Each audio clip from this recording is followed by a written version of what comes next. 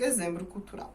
Olá pessoal, tudo bem? Eu sou a Carmen e hoje eu vou mostrar o que eu li, o que eu recebi e o que eu assisti em dezembro de 2022.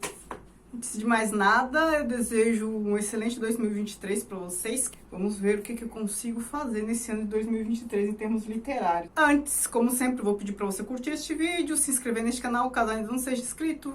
Veja lá as opções para membros, né, que tem um conteúdo exclusivo, publico um vídeo exclusivo por semana para membros. E que curta, comente, enfim, todas essas coisas, tá bom? Agora vamos lá, vou tentar não deixar este vídeo longo. É sempre uma tentativa, nem sempre eu consigo.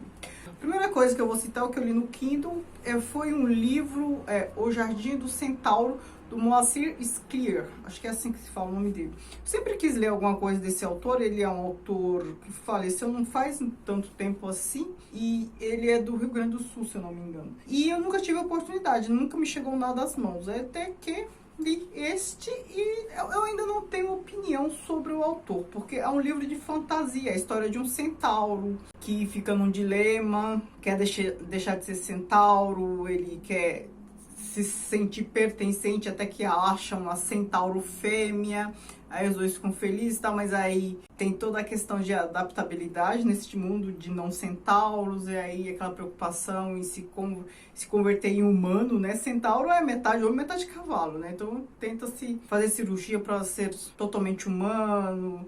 É fantasioso. Aí depois ele encontra uma esfinge, né? Uma mulher que é metade mulher, metade leão, enfim, umas coisas assim. De modo que eu acho que eu ainda não tenho opinião sobre o autor, né? Não tô falando que eu desgostei do livro, nem nada. É um livro de fantasia, pra quem gosta de fantasia vai gostar. Como eu havia sugerido naquele vídeo Mas Se Matam Cavalos, eu reli as duas obras do John Steinbeck, que é daquele período de 1930. Reli por quê? Porque eu não tinha vídeo sobre nenhuma das duas, principalmente as Vinhas da Ira. Então, aqui temos Reli Vinhas da Ira, já até gravei o vídeo e próximos aí que vocês vão assistir.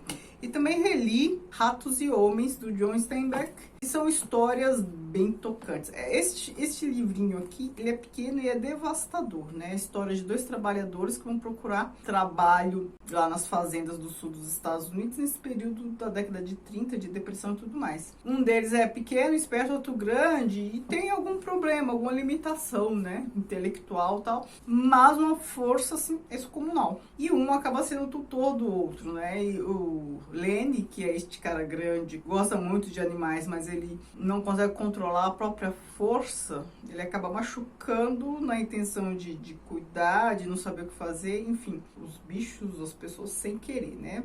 Por não controlar, não conhecer a própria força. E aí acontece lá uma tragédia, enfim. Também fiz vídeos aqui, também uma família toda migrando para Califórnia na tentativa de busca de trabalho, de sobrevivência, enfim, pelo direito de continuar existindo nessa situação de depressão. Então, assim, vídeo dos dois, aguardem. E o outro também que eu tava lendo, vocês já sabiam? Eu li o primeiro tomo do Tempo e o Vento, né? Essa edição que eu tenho são 7 tomos e 3 volumes. O Continente, um volume dividido em 2 tomos, então eu li Continente, tomo 1, né, parte 1. O Retrato, um volume dividido em 2 tomos. O Arquipélago, um volume dividido em 3 tomos, então dá 7 livros, assim, mais ou menos esse tamanho. E aí, como eu me comprometi a ler um por mês a partir de dezembro, a ler até junho, né, para fechar o primeiro semestre, para fechar, né, tudo. Primeiro semestre, o segundo semestre ia ler outra coisa. Aí eu comecei a ler em dezembro, li o primeiro livro. Aí eu vou fazer vídeo, né, como sempre, no mês seguinte. Então, no fim deste mês, farei um vídeo comentando isso aqui e aqui. Este primeiro volume, ele é mais conhecido, ele é mais famoso porque aquela série da Globo, uma série antiga sobre esta obra, embora a minissérie se chame O Tempo e o Vento, ela é baseada neste volume, pelo que eu me lembro, porque eu não lembro de nada mais que tenha acontecido lá que não esteja aqui. Então aguardem o vídeo também. E o outro que eu li, não li muitos, né? Li 5 livros. Pequena Coreografia do Adeus, da Aline Bay. Aqui a gente tem uma relação conflituosa entre mãe e filha. Então a gente tem aquela forma de escrever da Aline Bay, que a gente já viu em O Peso do Pássaro Morto, que eu tenho outro vídeo. Ela escreve prosa como se estivesse fazendo poesia concreta. Vou mostrar pra vocês terem uma ideia. Então, assim, é um livro que a gente lê rapidamente porque tem essa formatação. mas é prosa. E aqui é a história do relacionamento de uma garota, ela escreve em primeira pessoa, de uma moça, com a mãe. Um relacionamento muito conturbado, né? Cheio de mágoas e feridas e tal. É um pouco menos complexo emocionalmente do que O Peso do Pássaro Morto, que é outro devastador. Agora eu vou mostrar o que eu recebi. Aquela pessoa que sempre me manda livros, e eu adoro. Este livro, Clássicos do Conto Russo, né? Aqui é a tradução dos professores do departamento de russo, lá da USP, da edição 34, então assim, é boa a tradução. E aqui 3 livros, uma coletânea também, mais uma de contos russos. Aqui já é a edição da Martin Claret, ou Martin Claret, não sei como se fala. Também, ó, 3 volumes, 3 tomos, aqui está dizendo. Recebi Caetés, do Graciliano Ramos. Mês passado eu fiz O Que Esperar de Graciliano Ramos, eu disse que não tinha este livro. Agora recebi. E aqui também Para Amar Graciliano, Como Descobrir e Apreciar os Aspectos Mais Inovadores de Sua Obra, do Ivan Marques, que é um professor de literatura brasileira lá na USP, porque eu conheci, não tive aula com ele, mas eu conheci. E aí eu fiquei pensando, nossa, eu devia ter esperado mais. Então, para fazer O Que Esperar de Graciliano Ramos, eu teria lido esses 2 livros, teria comentado mais, mas já foi. Muito obrigada. E agora, o que eu assisti. Eu não sento para ver série, para ficar só fazendo isso, né? Só para esclarecer quem falou, que ficou admirado por eu assistir tanta coisa. Não, tá lá a série passando e eu fazendo outras coisas. Eu funciono um pouco por atacado, então às vezes eu decido ver as produções espanholas. Aí eu vejo tudo que me interessa em espanhol. As produções colombianas, eu vejo tudo. As francesas, eu vejo tudo. Agora eu tô nessa fase coreanas. E eu não vou comentar as séries coreanas, que são muitas. Mas aí eu tô vendo os clássicos que eu não vi e tal. Eu só vou comentar as outras que não são coreanas, tá bom? Então as coreanas, o que eu vi? Boys Over Flowers, 2521, Matt VIP, Touch Your Heart, Beleza Interior, As Três Irmãs, Porque Essa é a Minha Primeira Vida, e O Que Houve com a Secretária Kim. Só que O Que Houve com a Secretária Kim eu assisti, mas não foi na Netflix. Todas essas outras eu assisti na Netflix, né? Que tudo que eu vou comentar eu assisti na Netflix, não assisti nada na Amazon neste mês. O Que Houve com a Secretária Kim eu vi no YouTube. Se alguém tiver muito interesse, eu posso fazer um vídeo explicando quais as séries, o que vale a pena ver de dorama coreano, que vai realmente ajudar, porque alguns são muito repetitivos, lugares comuns, as características da cultura coreana que a gente consegue perceber por meio das séries e ajuda também a entender a série. Não sei se isso vai interessar muita gente, então por isso não faço. Se alguém se interessar, comente aí embaixo, por favor. E as que não são coreanas, eu vi a 3ª temporada de Emily em Paris, que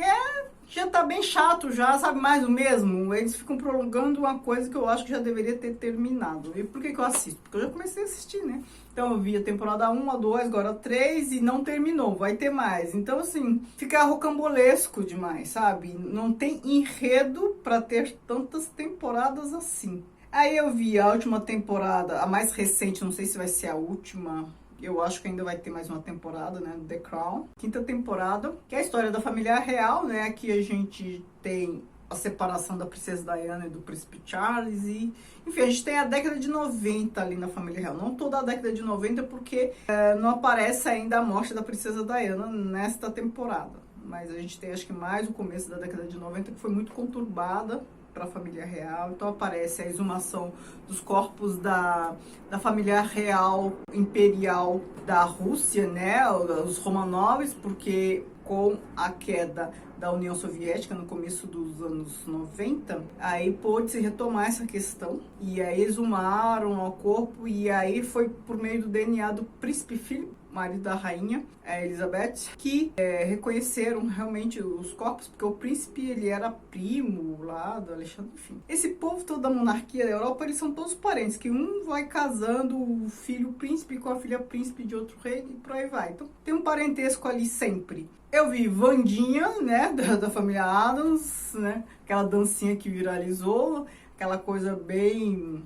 trevosa, né. Essa tá caracterizada pra mim como uma série adolescente no estilo de 007, sabe? Pra descobrir crime. Ou Scooby-Doo, acho que é mais próximo de Scooby-Doo. A gente é expulsa de um colégio porque colocou piranhas lá na piscina pra se vingar dos caras que fizeram bullying com o irmão dela. Ela é expulsa, ela vai para outro colégio onde os pais dela estudaram. Então, assim, tem um lance lá de história antiga dos pais, coisas recentes, e aí ela investiga. Outra série que eu assisti, que nessa vibe também de temporadas, e essa me irritou profundamente, porque é uma série que eu gosto muito, mas demorou muito pra ver a segunda temporada. Amigas para Sempre, eu acho que eu vi em 2020. Agora vem 2022 e eu não... Finzinho de 2022, então assim, não lembrava quase nada do que tinha acontecido em 2020. Eu gosto, assim, de todas as temporadas de uma vez, assistir tudo de uma vez, esse negócio de ficar esperando, não é nem por ansiedade, gente, eu não sou ansiosa, assim, a esse ponto. Eu esperaria de boa, mas o problema é que eu não lembro mais. E aí depois tem que assistir de novo. E pior que esta não foi a última temporada. Mas pelo aviso deles, que aparece no final, a continuação da terceira temporada vem em junho agora de 2023. Então não vou esquecer o que aconteceu na segunda temporada. E eu gosto dessa série porque conta a história de duas amigas e todos os seus problemas ao longo de uns 30 anos. E aí a gente tem várias linhas temporais, bem ao estilo de This Is Us. This Is Us também era assim, várias linhas temporais que são apresentadas de maneira intercalada. Então, assim, elas na década de 70, depois na década de 80, 90 e tal, intercaladas e às vezes o mesmo fato em momentos diferentes. Então, assim, almoços de ação de graças, quando elas na década de 70, depois nos anos 2000, e assim vão se sucedendo. E em cada linha temporal também tem um problema, alguma coisa ali para ser resolvida, e vai se destrinchando de maneira intricada com os outros momentos temporais. Parece confuso, parece que dá confusão, mas não, é essa a graça da série, né? É essa edição que torna a série tão interessante, né? Sem falar que é muito bonito de ver a amizade delas, né? Os erros e acertos, as brigas e os amores delas, é bem bacana. Vi 3 filmes, O Amante de Lady Chatterley, que eu gostei bastante, a adaptação do livro. Inclusive, você que não é membro, eu comparei o livro e o filme para os membros do canal. Um outro filme que eu achei um primor, uma obra-prima, Pinóquio, que é uma animação. É uma beleza essa animação, sabe? Um Pinóquio que não tem forma de humano e sim de boneco mesmo. Durante a Itália fascista tem a figura do Mussolini, boneco colocado ali para fazer a apresentação para o Mussolini. Eu amei mais pela forma, pela questão, pela animação bem feita do que pelo conteúdo, mas o conteúdo também é bem bacana. É que o conteúdo a gente já conhece a história, né? Então a gente vê uma produção dessa, mas prestando mais atenção na forma, na estética, e é um primor. E o último que eu assisti foi Glass Onion, o último filme, que eu comecei a ver, me lembrou Entre Facas e Segredos, um filme que eu vi há um tempo, e depois eu percebi que era realmente ali, eu acho que não sei se são os mesmos produtores, enfim. E parece também uma história da Agatha Christie, parece ser os casos dos 10 negrinhos, sabe? Pessoas, um grupo de pessoas que são convidadas e vão para uma ilha e você sabe que alguém vai morrer. Tem um cara ali, né, um anfitrião chamou esses amigos, esse grupo de amigos que se conhecem, né, numa ilha na Grécia, um luxo tal, e aí ele fala que vai acontecer um assassinato e tal.